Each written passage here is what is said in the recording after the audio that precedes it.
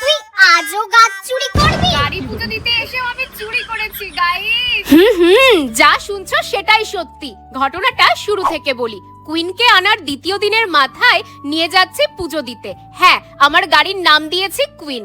হাত পাকা হয়নি বলে মেন রোডে গাড়ি চালাতে ভয় করছে, তাই ভাইও যাচ্ছে আমার সাথে।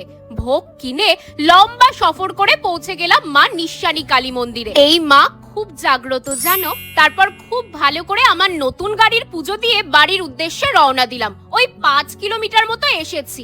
ঠিক এমন সময় একটা বাড়ির সামনে দারুণ একটা জিনিস চোখে পড়লো।